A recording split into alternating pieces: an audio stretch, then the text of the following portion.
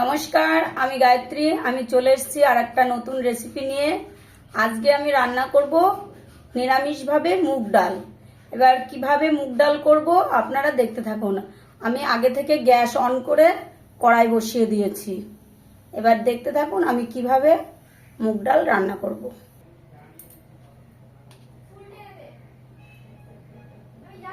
এই যে 2 চামচ তেল দিলাম কড়াইতে।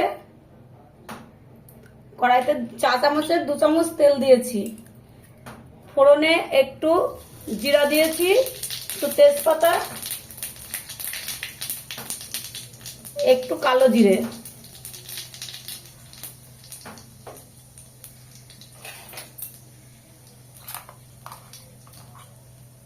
আর একটু এই যে জিরা বাটা, আদা বাটা আর একটু লঙ্কা বাটা একসঙ্গে দিয়েছি। এবার এটাকে ভালো করে কষিয়ে নেব।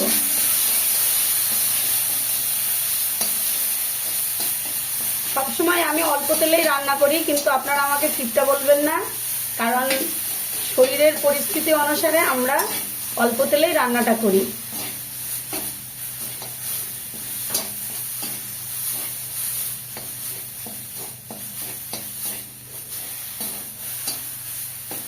খুব অল্প উপকরণ দিয়ে আমি মুগ ডালটা রান্না করছি। মশলাটা কষানো হয়ে গেছে।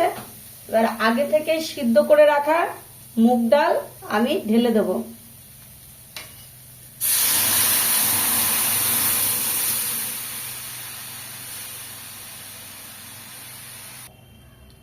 পরিমাণ মতো লবণ দেব। হলুদটা আগে থেকে দিয়ে দিয়েছি পরিমাণ মতো।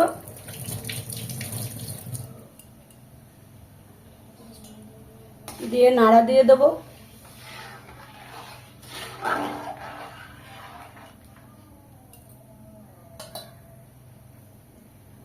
একটু চিনি দিয়ে দেব, কারণ মুগ ডাল তো সামান্য একটু চিনি দেব।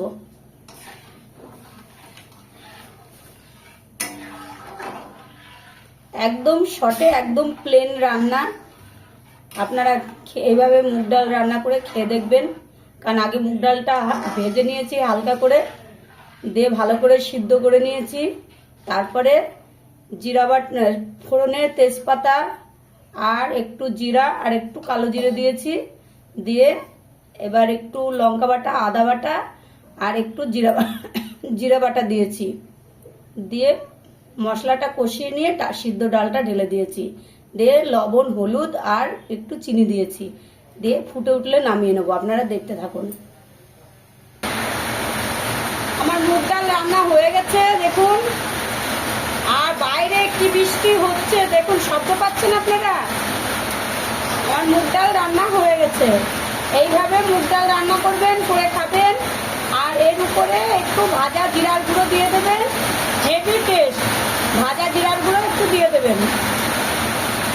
আর টাটা, বাই বাই। কে কোথায় থেকে দেখছেন আপনারা লাইক করবেন, কমেন্ট করবেন, শেয়ার করবেন, সাবস্ক্রাইব করবেন আর আমার চ্যানেলটিকে ফলো করবেন। তাহলে এরকম নিত্য নতুন রেসিপি আপনারা দেখতে পারবেন। Tata, bye bye.